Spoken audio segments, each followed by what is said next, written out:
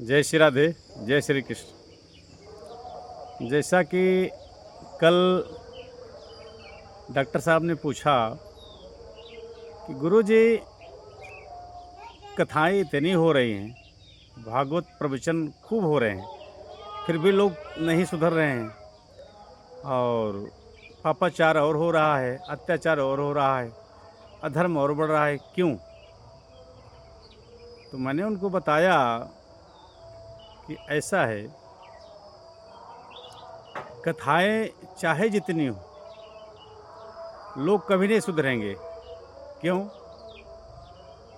क्योंकि कथावाचक जो है वो कहता तो है कि अपने माता पिता की सेवा करो, उस ऊंचे सीट पर बैठ करके संदेशा देता है बढ़िया, उद्देश्य बढ़िया देता है, लेकिन स्वयं उसका पालन नहीं करता। हम कथा व्यास कहते तो कुछ हैं और करते कुछ और हैं। जैसे हाथी के दांत दिखाने के दूसरे होते हैं, खाने के दूसरे होते हैं।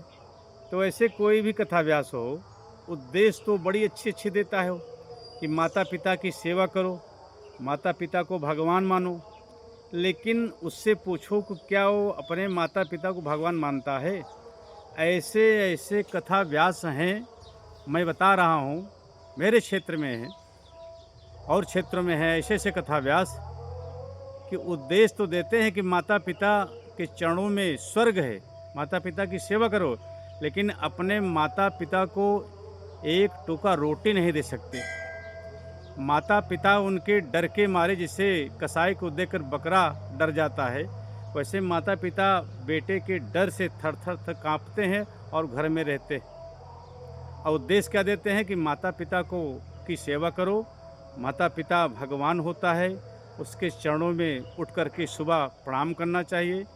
तो देखिए, जब तक हम पालन नहीं करेंगे, हम आचरण में नहीं आएंगे, माने कथा व्यास जब तक आचरण में नहीं आएगा, उस सीट पर बैठने वाला, व्यास पीठ पर बैठकर उद्देश्य करने वाला, जब तक वो अपने आचरण में नहीं रहेगा, तब तक उसकी कही हुई कोई भी बात हो, वो सब हवा में उड़ जाती है। इसलिए स्वयं आचरण में होना बहुत आवश्यक है।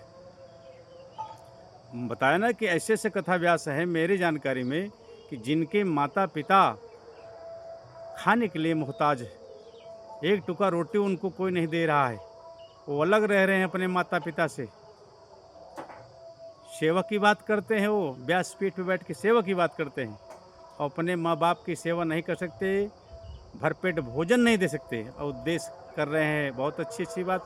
तो क्या उनके द्वारा कही हुई जो बात है, जो प्रवचन है, क्या उस प्रवचन का असर कोई पड़ेगा पब्लिक पे?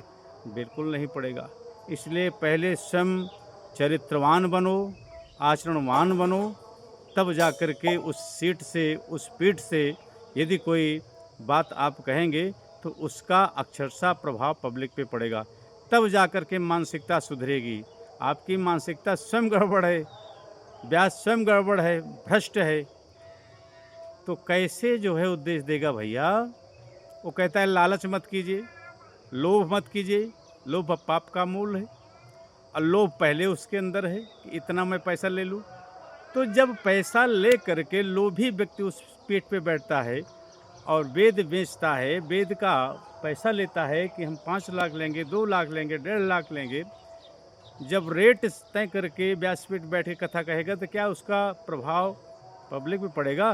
बिल्कुल नहीं पड़ेगा, कभी नहीं सुधार होगी, बल्कि और जो है कलयुग में जैसे आग में घी डालना होता है, वैसे कलयुग और प्रबल होगा।